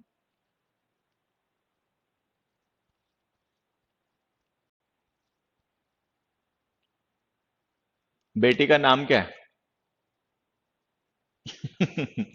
पढ़ाई कर ले बेटा तू, समझा? देखो यहाँ पे एक क्वेश्चन देखो, समझना। ये तो हमने एडजेक्टिव में पढ़ ही रखा है कि देन कंजंक्शन ऑफ कंपैरिजन होता है। पढ़ रखा है ना भैया, कि देन जो होता है ये कंजंक्शन ऑफ कंपैरिजन होता है। इसका यूज हम करते हैं कंपैरेटिव डिग्री के एडजेक्टिव्स या कंपैरेटिव डिग्री के एडवर्ब्स के साथ। ये तो सबको क्लियर है कि देन कंजंक्शन ऑफ कंपैरिजन होता है। इसका यूज हम तब करते हैं जब हम किसी को कंपेयर कर रहे हैं, और कंपैरिजन के लिए हम कंपैरेटिव डिग्री के एडजेक्टिव्स या एडवर्ब्स का यूज करते हैं। अब यहाँ पे देखो हमने एक एडवर्ब लिखा है प्रॉम्प्टली, लेकिन ये प्रॉम्प्टली एडवर्ब है ना, ये कंपैरेटिव डिग्री में नहीं है, ये इसकी पॉजिटिव डिग्री है। लेकिन अगर हम देन लिख रहे हैं तो ये होना कंपैरेटिव डिग्री चाहिए था, तो इसको लिखो मोर, मोर प्रॉम्प्टली। अब ये सही हो गया। तो इससे देखो हमें क्या समझना है, कि जैसे हमने लिखा है यहां पर इजी, ठीक है, या छोड़ो इजी के अलावा कुछ और लिख देता हूं। जैसे हमने यहां पर एक वर्ड लिखा डिफिकल्ट, ठीक है, और यहां पर हमने एक दूसरा एडवर्ब लिख दिया डिफरेंटली। अब देखो ये जो डिफरेंटली वर्ड है ना, ये है एडवर्ब, और ये डिफिकल्ट जो है ना, ये एडजेक्टिव है। जो एडजेक्टिव की फंडामेंटल क्लासेस आपने देखी होंगी ना, उसमें ये पढ़ाया गया है कि एडजेक्टिव और adverbs both have degrees of comparison, दोनों में ही डिग्रीज ऑफ कंपैरिजन होती हैं।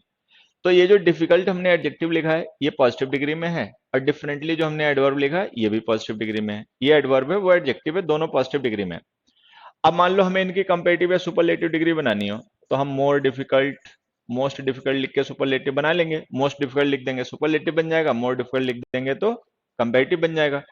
उसी तरीके से अगर हमें डिफरेंटली एडवर्ब की कंपैरेटिव डिग्री बनानी हो तो मोर डिफरेंटली लिख देंगे, सुपरलेटिव बनानी होगी तो मोस्ट डिफरेंटली लिख देंगे। तो बस ये ध्यान रखना है कि adjectives have degrees of comparison, so have adverbs, उन एडवर्ब्स में भी होती है, तो ये ध्यान रखना है। तो जो हमने लिखा ना, some animals can see clearer than, ये जैसे ये लिखा, she deals with all the correspondence promptly than others do, तो ये जो देन लिखा है ना, इसका मतलब वो कॉरेस्पॉन्डेंस के साथ में डील करती है, बाकी भी करते हैं लेकिन वो ज्यादा जल्दी करती है, मतलब कंपैरिजन हो रहा है उसका, उसके कॉरेस्पॉन्डेंस डील करने के तरीके में और इसके में कंपैरिजन हो रहा है, तो कंपैरिजन के लिए कंपैरेटिव डिग्री लिखो मोर प्रॉम्प्टली। ठीक है, नेक्स्ट में आ जाते हैं। नेक्स्ट में देखें तो हमने ऑलरेडी पहले से ही कंपैरेटिव डिग्री क्लियरर लिख रखी है भाई, देन कंजंक्शन ऑफ कंपैरिजन है तो उसके साथ हमें कंपैरेटिव डिग्री लिखनी पड़ेगी, तो जो हमने क्लियरर लिख रखा है ना, ये कंपैरेटिव डिग्री है। लेकिन ध्यान ये रखना है कि क्लियरर जो हमने लिखा है ना, ये क्लियर वर्ड एक एडजेक्टिव होता है, ठीक है, और इसकी कंपैरेटिव डिग्री क्लियरर है। लेकिन यहां पे जो हमने वर्ब लिखी है सी, वो एक्शन वर्ब है। अच्छा, एक्शन वर्ब्स जो होती हैं उनके बाद हमें पता है एडजेक्टिव आता नहीं है, एडवर्ब आता है। एडवर्ब होता है क्लियरली, और क्लियरली की कंपैरेटिव डिग्री बनाओगे तो हो जाएगा मोर क्लियरली। आ रही बात समझ में? तो जो क्लियरर है ये कंपैरेटिव डिग्री है, लेकिन ये कंपैरेटिव डिग्री है एडजेक्टिव की। मोर क्लियरली जो है ये भी कंपैरेटिव डिग्री है, लेकिन ये कंपैरेटिव डिग्री है एडवर्ब की। सी एक्शन वर्ब है, तो इसके बाद में हमें एडवर्ब लिखना चाहिए कंपैरेटिव डिग्री में। सी एक्शन वर्ब है इसलिए हमें एडवर्ब लिखना पड़ेगा, देन लिखा हुआ तो कंपैरेटिव डिग्री में लिखना पड़ेगा। तो एडवर्ब क्लियर होता नहीं है, क्लियरली होता है, और उसकी कंपैरेटिव डिग्री होती है मोर क्लियरली। तो ये आंसर है। थर्ड का आंसर बताओ अपने आप।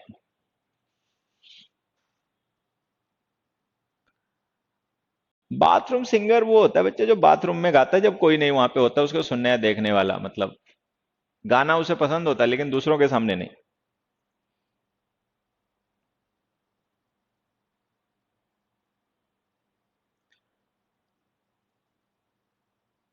एज बेटा बाद में लिखोगे आसिफ, तो पहले भी लिखना पड़ेगा।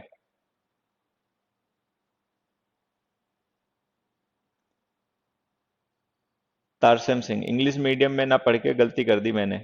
अबे गलती नहीं, बच गया। अगला देखो। हाँ, अब देखो यहाँ पे पता है क्या है, ये शायद हमने पहले भी डिस्कस किया होगा, नहीं डिस्कस किया होगा, अब समझ लेना है। जो फास्ट वर्ड होता है ना, फास्ट, ये एडजेक्टिव एडवर्ब दोनों ही होता है।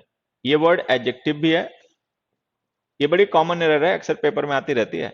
ये एडजेक्टिव भी है, एडवर्ब भी है। मान लो अगर हम कभी एक सेंटेंस लिखें ऐसे, मान लो हमने एक सेंटेंस लिखा, ही रन्स वेरी फास्टली, ठीक है, तो हम देखेंगे रन्स एक्शन वर्ब है, तो हम सोचेंगे एक्शन वर्ब है, लाओ इसके बाद में एडवर्ब लिख दें, तो हमने फास्टली लिख दिया। लेकिन अब ध्यान रखना, फास्टली जो होता है ना वो एडवर्ब नहीं होता है, फास्टली एक्चुअली कोई वर्ड नहीं होता, फास्ट जो होता है ना वो एडजेक्टिव एडवर्ब दोनों ही होता है, ये ध्यान रखना है। देखो, जैसे मैंने एक सेंटेंस लिखा, a fast bowler balls fast, जैसे हमने ये सेंटेंस लिखा, ठीक है।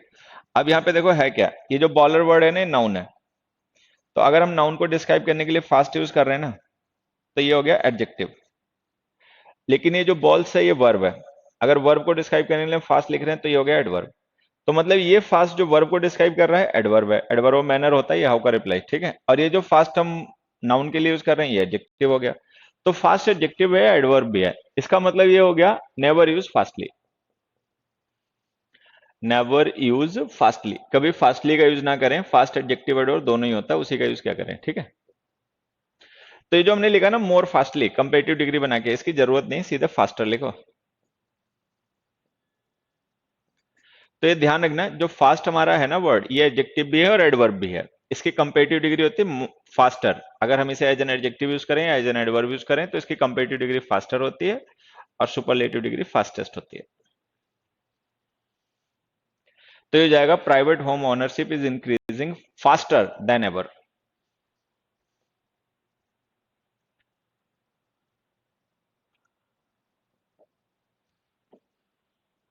देखो इस क्वेश्चन का कुछ कर पाओगे?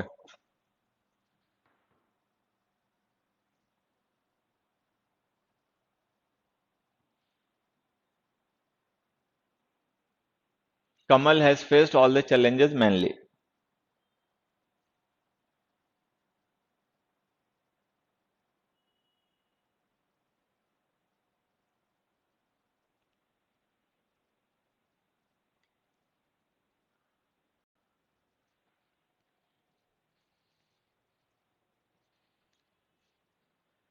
मेरा बेस्ट सॉन्ग, अभी बताता हूँ तुझे बेस्ट सॉन्ग। मेरा बेस्ट सॉन्ग है स्पेशल 26 मूवी है उसका, मतलब स्पेशल 26 मूवी जो है अक्षय कुमार की, उसका एक गाना है वो मुझे बड़ा पसंद है। गेस अपने आप करना कि कौन सा हो सकता है, बताऊंगा नहीं। मेरी सोच समझ, मेरे मतलब बिहेवियर, मेरे मेरे बारे में जो भी आज तक तुम समझ पाए हो ना, उसके बेसिस पे गेस करना। लेकिन मुझे एक बड़ा गाना पसंद है, स्पेशल 26 मूवी का है। चलो, अब देखो यहाँ पे समझना। कमल हैज फेस्ड, वर्ब हो गई। What has he faced, challenges, object हो गया। How has he faced, manly, adverb हो गया। एडवर्ब मैनर, ठीक है। The boy and his friends have arranged verb हो गई। What have they arranged, all the things, object हो गया। How have they arranged, adverb हो गया। हाउ का रिप्लाई एडवर्ब मैनर हो गया, ऑर्डरली। ठीक है, चलो पहले ये दो ही समझ लेते हैं।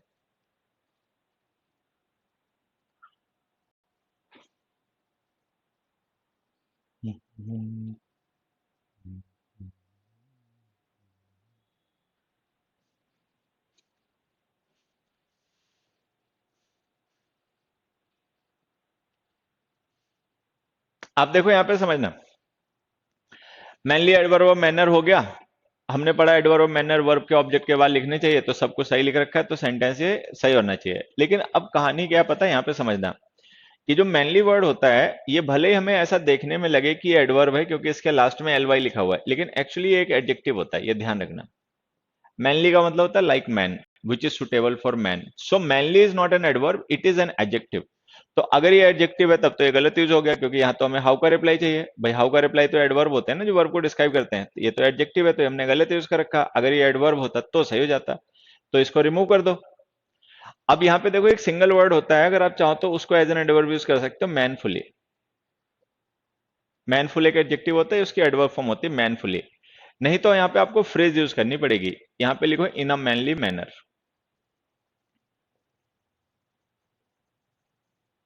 इन अ मैनली मैनर।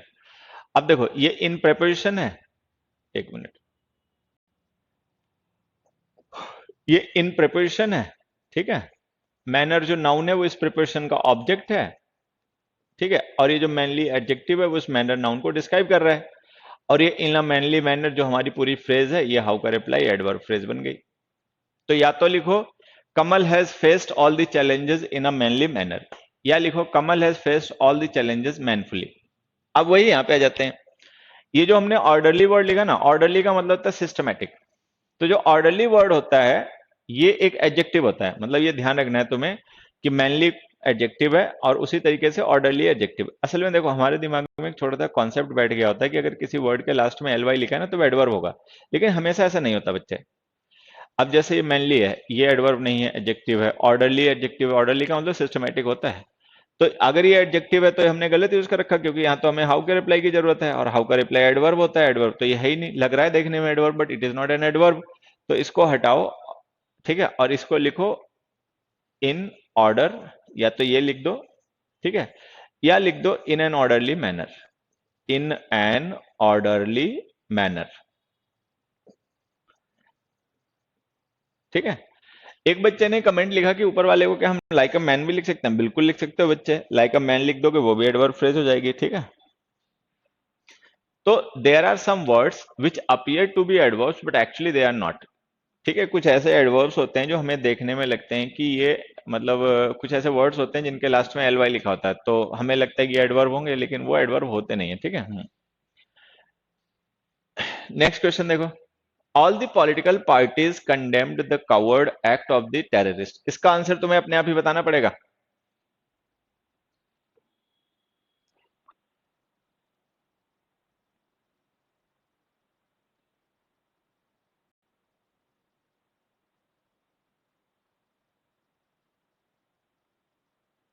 इसका आंसर बेटा अपने आप ही बताना पड़ेगा, बताओ एक बार।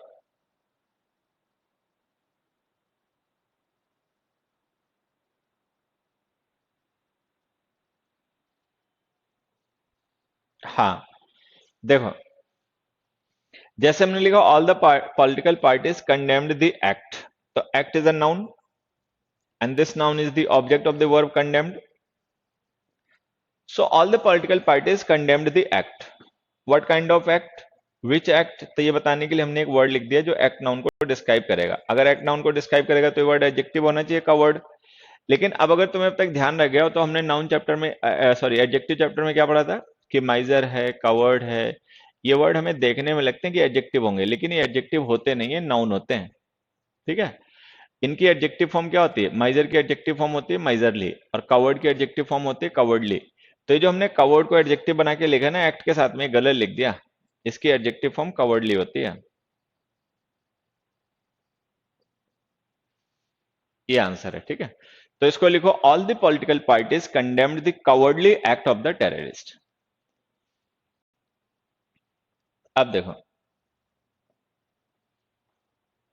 ये कुछ वर्ड्स मैंने यहां पे लिखे हैं, ठीक है, इनका तुम्हें ध्यान रखना है। ये जो वर्ड्स मैंने यहां पे लिख दिए ना, इन वर्ड्स का तुम्हें ध्यान रखना है। इनके सबके लास्ट में एल वाई लिखा, पहले तो ये देख लो, कवर्डली, माइजरली, निगार्डली, स्लोवेनली, अगली, मैनली, वुमेनली, फ्रेंडली वगैरह वगैरह। लेकिन हमें ध्यान क्या रखना है, दीज आर नॉट एडवर्ब्स। हालांकि ये जो लास्ट में मैंने अंडरलाइन कर दिया ना वर्ड्स, ये वाले, इनका ध्यान रखना, ये एडवर्ब्स और एडजेक्टिव दोनों हैं, बाकी केवल एडजेक्टिव है। देखो, पहले मैं इन्हीं को समझा देता हूं, उनके मीनिंग वगैरह बाद में समझाऊंगा, पहले इनका समझ लो। जैसे हमने कहा ही गोज देयर डेली, ठीक है। दूसरा, it is a daily class.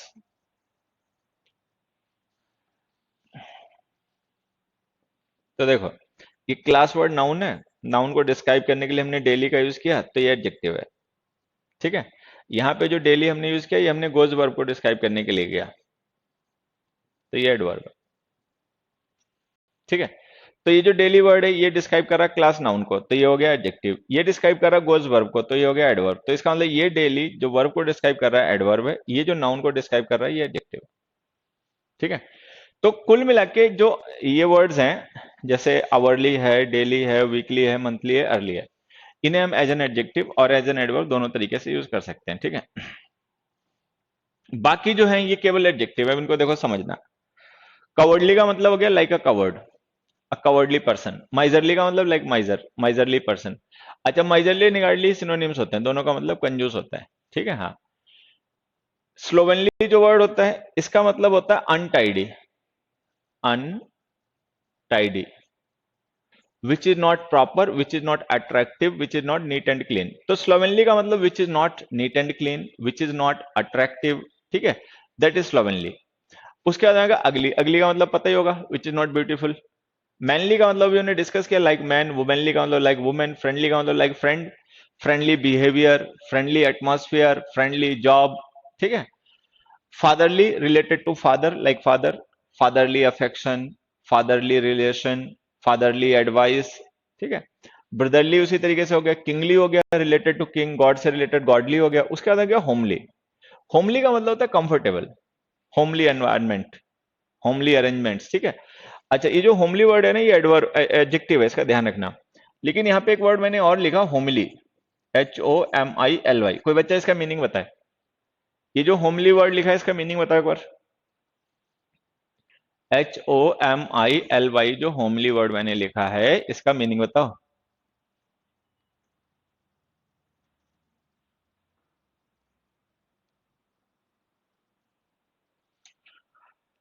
बेटा विकास, तुम लिख रहे हो कि मैं इंग्लिश मीडियम से नहीं पढ़ा इसलिए स्ट्रगल कर रहा हूं, ऐसा नहीं है।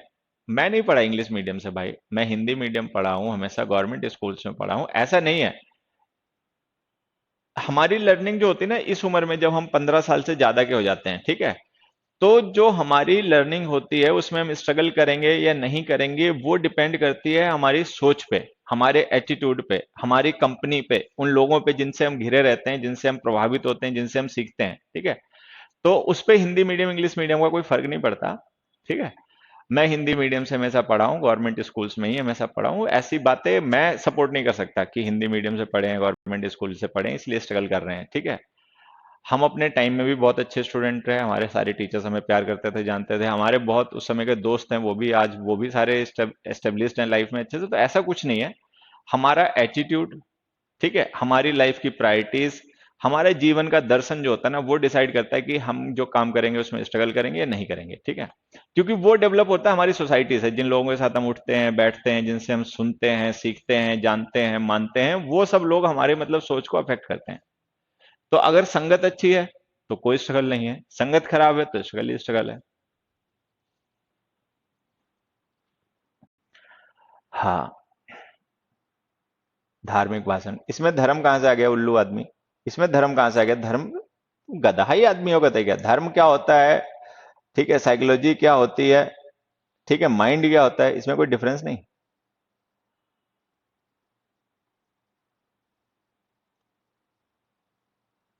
अच्छा, धर्म का भाषण मीनिंग का बता रहा है, हाँ भाई।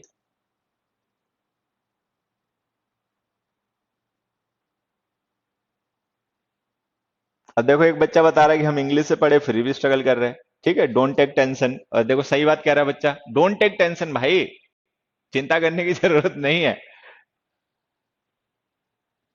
मेरा बेटा कौन से स्कूल में जाता है? मैं बता दूंगा, स्कूल काफी महंगा स्कूल है, मैं बता नहीं सकता। ठीक है, पर्सनल क्यों होते हो, मेरी बात क्या करो ना। इधर देखो, ये जो बच्चा एक, क्या नाम था उसका बेचारे का, वरुण था, क्या नाम था? हाँ, उसने एक सही आंसर बताया था। हाँ, तो वैसे इसका मतलब एडवाइसेस होता है, प्रीचिंग्स लिख दो आप लोग। ठीक है, होमली का मतलब होता है प्रीचिंग्स, उपदेश, सरमन्स। ठीक है, किसी को सही गलत की शिक्षा देना, ये होता है। हम्म। अब यहाँ पे देखो समझना, ये जो होमली वर्ड हमने लिखा है नाउन है, ये भी ध्यान रखना, ये एडजेक्टिव एडवर्ब नहीं है। तो ये वर्ड जो है, ये कई बार फिल इन द ब्लैंक्स में आ जाता है क्लोज टेस्ट वगैरह में, तो ध्यान रखना, HOMILY, ये जो होमली वर्ड है ये एक नाउन है। ठीक है, इसका मतलब होता है प्रीचिंग्स, उपदेश, सरमन्स। और ये जो HOMELY होमली हमने लिखा है, ये एडजेक्टिव है, इसका मतलब होता है कंफर्टेबल। ठीक है, चलो, कॉस्टली आ गया। कॉस्टली का मतलब पता ही होगा, कीमती, अ कॉस्टली वॉच। ठीक है, उसके बाद आएगा डेडली। डेडली का मतलब पता ही होगा, फैटल, लेथल, जानलेवा, घातक, अ डेडली वेपन। एल्डरली का मतलब होता है रिलेटेड टू ओल्ड पीपल। ठीक है, एल्डरली का यूज करते हैं हम किसी ऐसे नाउन को डिस्क्राइब करने के लिए which is related to old people. ठीक है, elderly care, elderly care, elderly house, ऐसे। स्कॉलरली का मतलब related to scholars, scholarly approach, scholarly answer. ठीक है, मास्टरली का मतलब रिलेटेड टू मास्टर। ऑर्डरली का मतलब सिस्टमेटिक, इन ऑर्डर।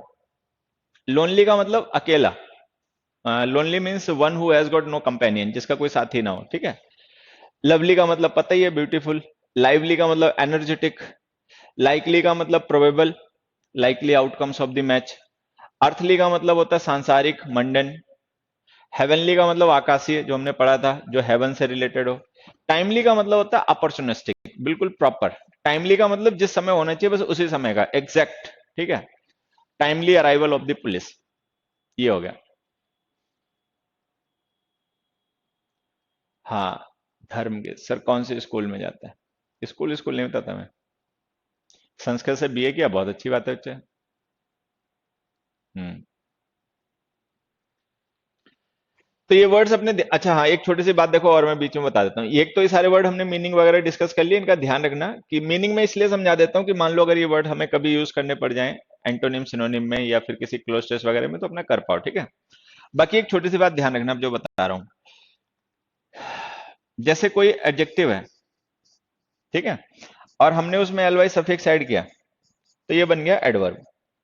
देन फिर मान लो कोई नाउन है, हमने उसमें LY ऐड किया सफिक्स, तो ये बन गया एडजेक्टिव।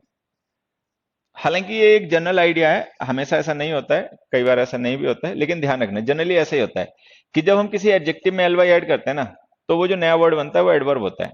जैसे देखो समझना, हमने स्वीट वर्ड लिखा, स्वीट एडजेक्टिव है, इसमें हमने एल वाई ऐड किया तो नया वर्ड बन गया स्वीटली, जो कि उसी एडजेक्टिव का एडवर्ब हो गया।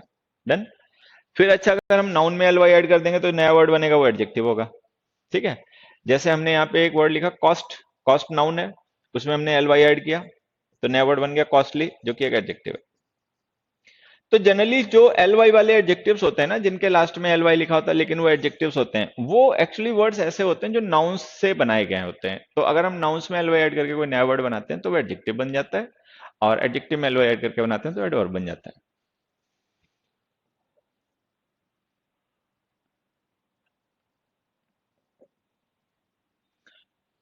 इन तीनों क्वेश्चंस के आंसर्स तुम्हें अपने आप बताने हैं।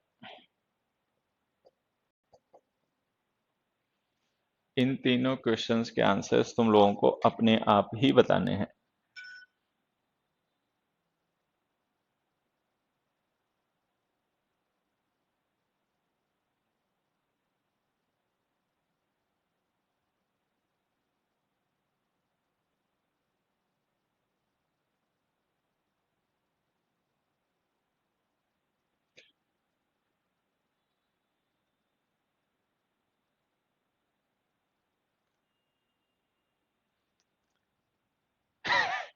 तो विकास बेटा पिटेगा मेरे से कभी मिल गया तो सीख लेना बेटा इंग्लिश, तू भी सीख ले, उसमें क्या हो गया।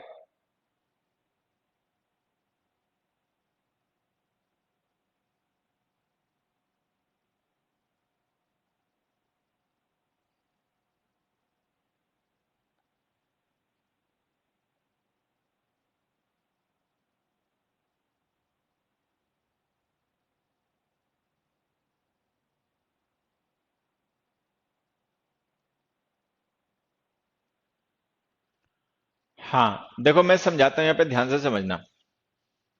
ये जो हमने एवरीवेयर वर्ड लिखा है ना, ये एडवर्ब ऑफ प्लेस है, वेयर का रिप्लाई। एडवर्ब ऑफ प्लेस, ठीक है। It is not the name of any place, ये ध्यान रखना है, इट इज नॉट नेम, ये नेम नहीं है जो हम इसको नाउन कहें, ठीक है। अच्छा, टुमारो जो है ये एडवर्ब ऑफ टाइम है, व्हेन का रिप्लाई, ठीक है, adverb of time. The employees with reluctantly, जो रिलेक्टेंटली है ना, ये है हाउ का रिप्लाई, एडवर्ब ऑफ मैनर। तो ये तीनों वर्ड्स जो है ना, ये एडवर्ब्स हैं। रिलेक्टेंटली हाउ का रिप्लाई है, इसलिए एडवर्ब है। टुमारो व्हेन का रिप्लाई है तो एडवर्ब ऑफ टाइम है। एवरीवेयर वेयर का रिप्लाई है तो एडवर्ब ऑफ प्लेस है। एक छोटी सी चीज और बता देता हूं, वो समझ लेना। अगर मान लो हम अमेरिका लिख दें, ठीक है, ऑस्ट्रेलिया लिख दें,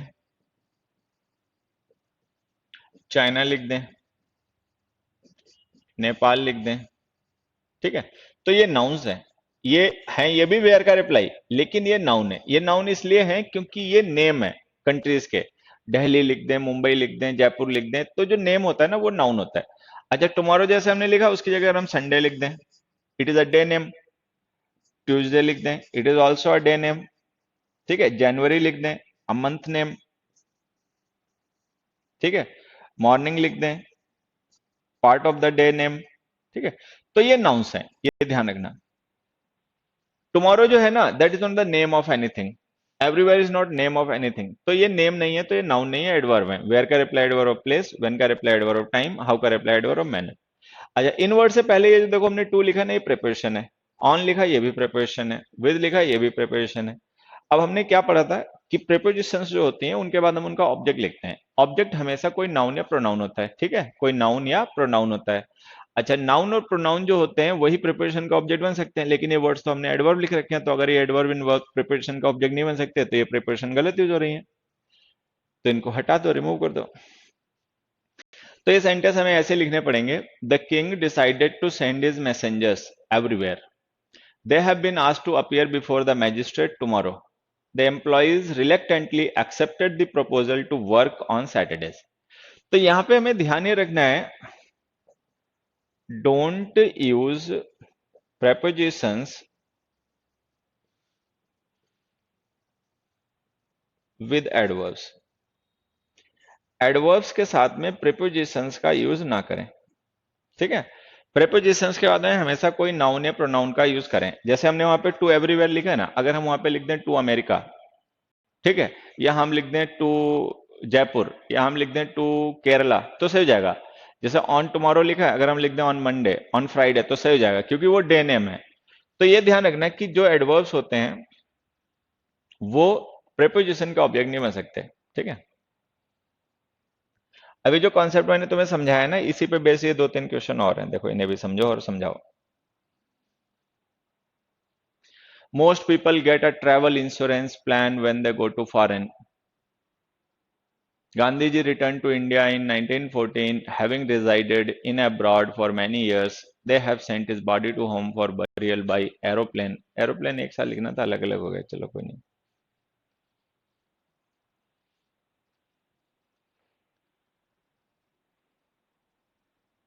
बताओ आंसर। अभी बताता हूँ बेटा विक्रम सिंह, अभी बताता हूँ। वो क्वेश्चन अभी हम यहाँ पे डिस्कस करेंगे जो तुम पूछ रहे हो ना।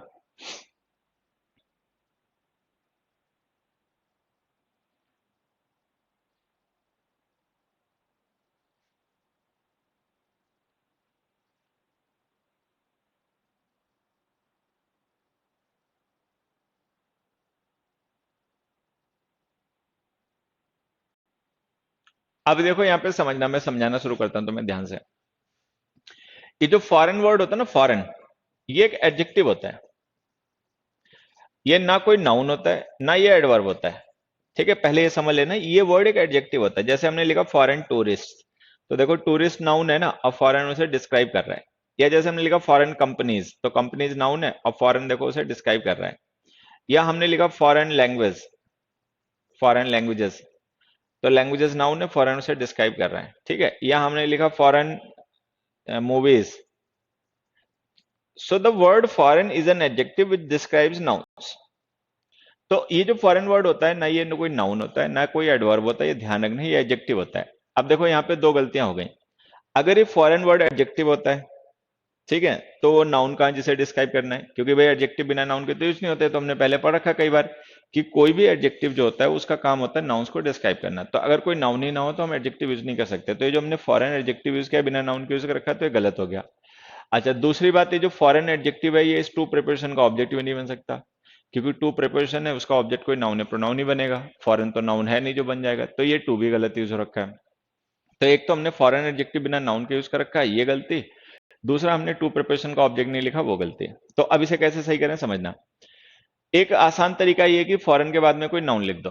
Most people get a travel insurance plan when they go to foreign country, foreign city, कुछ भी लिख दो। नहीं कुछ समझ में आए तो ये फॉरेन हटा दो और इसकी जगह लिख दो अब्रॉड। अब्रॉड का मतलब होता है विदेश, ठीक है। इसके साथ हमें नाउन लिखने की जरूरत नहीं है, अब्रॉड लिख दो। लेकिन अब कहानी क्या होगी कि abroad is not the name of any place. Abroad किसी प्लेस का नाम नहीं है। अब्रॉड जो है ना, ये एडवर्ब ऑफ प्लेस है। अब चूंकि ये एडवर्ब ऑफ प्लेस है तो इसके साथ में फिर टू की हमें जरूरत नहीं रहेगी, तो ये हटा दो। तो इसको लिखो most people get a travel insurance plan when they go abroad. तो ये जो फॉरेन को लेकर बातें बताई हैं ये ध्यान रखनी है, अब्रॉड को लेकर जो बात बताई है वो ध्यान रखनी है, ठीक है। अब आ जाओ फिफ्थ क्वेश्चन पे। फिफ्थ क्वेश्चन में हमने लिखा Gandhi ji return to India in 1914 having resided in abroad for many years. अब देखो ये इन प्रिपोजिशन है, तो इसके बाद जो हम अब्रॉड लिख रहे हैं वो इस प्रिपोजिशन का ऑब्जेक्ट होना चाहिए। लेकिन हमें पता है कि अब्रॉड इज एन एडवर्ब। देखो कॉमन सेंस की बात है, अब्रॉड किसी जगह का नाम नहीं है, ठीक है। जैसे गांधी जी जब इंडिया आए थे तो साउथ अफ्रीका से आए थे, तो साउथ अफ्रीका जो है ना, that is the name of a country, वो एक कंट्री का नाम है।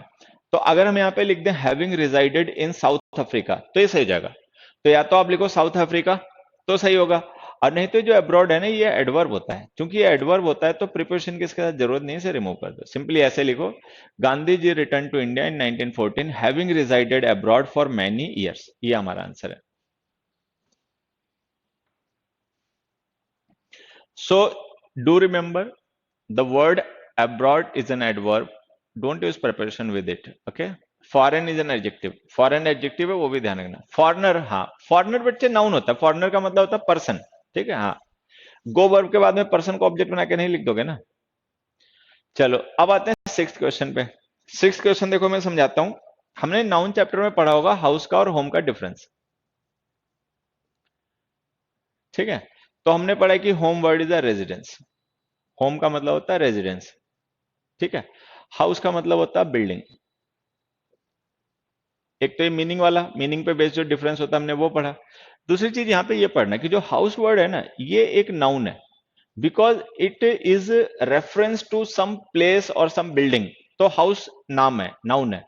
होम जो वर्ड होता है रेजिडेंस होता है। It is the name of any particular place और particular building. It is rather an adverb. ये एक एडवर्ब है, ये एक एडवर्ब है। देखो, जैसे कोई पर्सन है जंगल में रहता है तो जंगल उसका होम हो गया। कोई पर्सन रेगिस्तान में रहता है तो रेगिस्तान उसका होम हो गया। कोई पर्सन पहाड़ों पे रहता है तो माउंटेन्स उसके लिए होम हो गए। ठीक है, एक्वामैन जैसे समुद्र में रहता है तो सी उसके लिए होम हो गया। तो होम का मतलब है एनीवेयर। जैसे अब्रॉड का मतलब एनीवेयर, वैसे होम का मतलब एवरीवेयर। तो होम वर्ड एडवर्ब होता है। अब चूंकि होम वर्ड एडवर्ब होता है तो उसके साथ हमें ये प्रिपरेशन टू लिखने की जरूरत ही नहीं, इसको रिमूव कर लो। सिंपली ऐसे लिखो, they have sent his body home for burial by aeroplane. ठीक है, फिर मैं एक और एग्जांपल लिख देता हूं। मान लो इसी सेंटेंस को मैं थोड़ा सा चेंज करके ऐसे लिख दूं, दे have sent his body his home, ठीक है, फॉर बरियल बाय एरोप्लेन। ठीक है, जैसे हमने ये लिख दिया। अब इसे भी समझ लेना जरा। अब्रॉड कंट्री बेटा नहीं लिख सकते क्योंकि कंट्री नाउन है, अब्रॉड एडवर्ब उसे डिस्क्राइब नहीं कर पाएगा। फॉरेन कंट्री लिख सकते हो। ठीक है, अब यहां देखो, ये जो होम वर्ड है ना, इससे पहले हमने एक वर्ड लिख रखा है हिज। अब ये हिज है पजेसिव केस का डिटर्मिनर। ठीक है, और हमें पता है कि डिटर्मिनर्स का यूज किया जाता है नाउन्स के साथ में। तो अब ये होम वर्ड एडवर्ब नहीं है, अब ये नाउन है। डन। फिर से देखो मैं बता देता हूं, होम वर्ड जो होता है ना, होम, ये एक एडवर्ब होता है जब हम इसको यूज करते हैं इंडिपेंडेंटली तब। लेकिन अगर मान लो हम इससे पहले कोई डिटर्मिनर लिख देंगे, अब फिर होम लिखोगे, तो डिटर्मिनर के बाद जब हम होम लिखेंगे ना तो ये नाउन होगा। अब जैसे हमने लिखा, they have sent his body where, where have they sent, कहां भेज दी उन्होंने बॉडी। तो वेयर का रिप्लाई एडवर्ब होता है। तो अब ये होम यहाँ तो एडवर्ब हो नहीं सकता क्योंकि यहाँ से पहले हमने हिज डिटर्मिनर लिख रखा है, तो ये नाउन है। तो अगर ये नाउन है तो हम वेयर के रिप्लाई में नाउन का तो यूज नहीं करते, वेयर के रिप्लाई में तो एडवर्ब लिखना पड़ता है। तो या तो ये हिज हटा दो, ठीक है, होम एडवर्ब बन जाएगा। और नहीं तो हिज होम जो कि नाउन फ्रेज है ना, इसको प्रिपोजिशन टू का ऑब्जेक्ट बना दो, ये लो। तो इसको लिख दो to his home. They have sent his body to his home for burial by airplane. ठीक है, तो ये ध्यान रखना कि होम वर्ड एडवर्ब होता है जब हम इसे विदाउट डिटर्मिनर्स यूज करते हैं तब। लेकिन अगर हम होम वर्ड का यूज डिटर्मिनर्स के साथ में करेंगे तो ये नाउन होता है। ठीक है, ये बस ध्यान रखना है।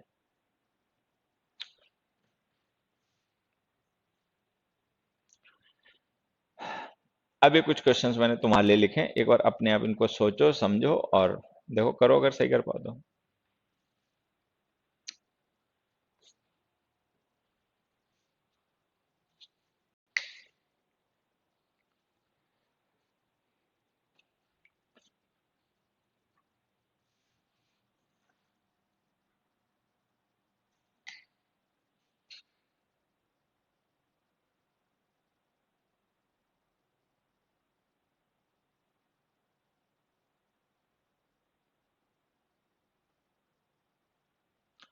हरिओम। देखो एक छोटी सी चीज बताना मुझे, हाउस में लिख सकते हैं बेटा, हाँ, लेकिन जब प्लेस को रेफर करना हो जहां कोई रहता है तो होम लिखा करो। हाउस का मतलब बिल्डिंग होता है। ये जो मैं यहाँ पे अंडरलाइन कर रहा हूँ ना, ग्रुप ऑफ वर्ड्स, मतलब ये फ्रेजेस हैं, इनके एक बार मीनिंग बताना।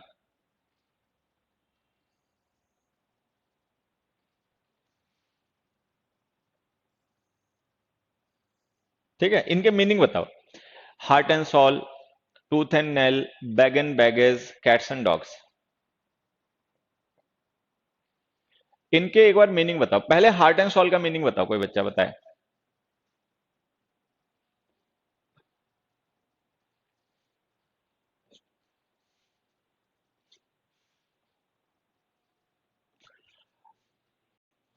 बताओ भाई मीनिंग, हार्ट एंड सॉल का मीनिंग क्या हुआ? फुल एनर्जी एंड डेडिकेशन, बिल्कुल। हम्म, हालांकि वही मीनिंग होता है जो तुम बता रहे हो, लेकिन मैं एक सिंगल वर्ड लिख रहा हूं, इसको ध्यान कर लेना, डिवोटेडली। डिवोटेडली का मतलब विद डिवोशन। ठीक है, हाँ, फुल एफर्ट, फुल एफिशिएंसी, ठीक है, वायलेंटली। अच्छा, अब टूथ एंड नेल का भी मीनिंग एक बार बताना। तो टूथ एंड नेल का, the tribes will fight with tooth and nail to stop the newly announced project. Tooth and nail का मीनिंग बताना। To fight. Tooth and nail का मीनिंग हो गया टू फाइट। अच्छा, हाँ, टूथ एंड नेल हो गया बच्चे हीरोइकली। हीरोइकली का मतलब लाइक अ हीरो।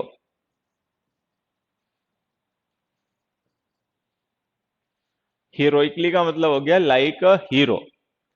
अंत तक लड़ना, पूरे मतलब भागना नहीं, कायरता से नहीं लड़ना। तो टूथ एंड नेल का मतलब हो गया heroically, like an fight in a heroic manner. ठीक है, हाँ, आखिरी दम तक।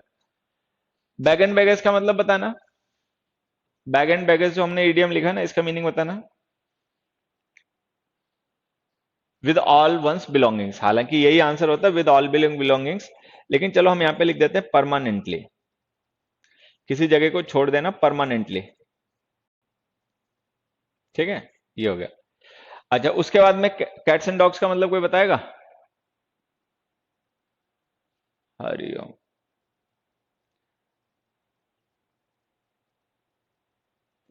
अब देखो, कैट्स एंड डॉग्स जो होता है ना, ये फ्रेज हम यूज करते हैं रेन के लिए केवल, बाकियों के लिए यूज नहीं की जाती। और इसका मतलब होता है हैविली। कैट्स एंड डॉग्स का मतलब होता है हैविली।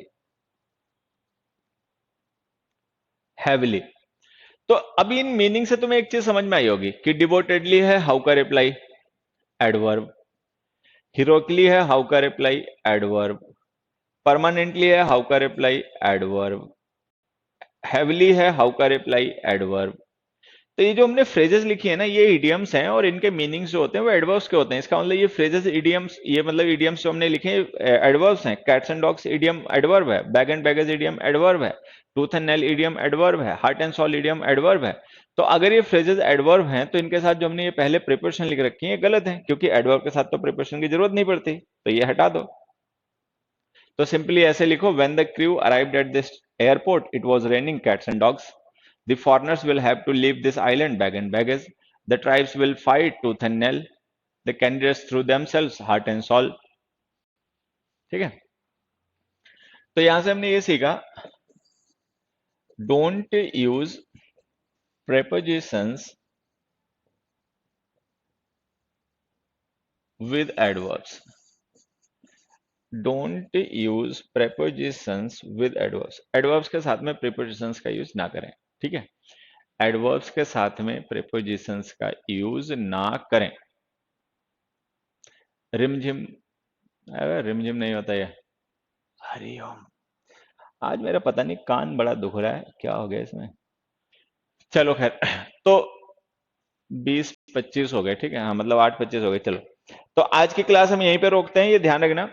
और बाकी अभी तो चलेगा एडवर्ब, 3-4 क्लास तो चलते ही रहेगा एडवर्ब चैप्टर। ठीक है, फंडामेंटल अगर किन्हीं बच्चों ने ना देखा, मुझे लग रहा है कि तुम सभी लोगों ने फंडामेंटल वीडियो एडवर्ब का अब तक देख लिया होगा, लेकिन मान लो अभी भी कोई बच्चा ऐसा हो जिसने फंडामेंटल का वीडियो एडवर्ब में जो दे रख, मतलब एडवर्ब का जो वीडियो हमने फंडामेंटल में दे रखा है ना देखा हो, तो वो देख लेना उसे एक बार। ठीक है, एडवर्ब का जो वीडियो हमने फंडामेंटल में दे रखा है उसको एक बार देख लेना, और उसके बाद फिर इस लेक्चर को अपना रिवाइज करना।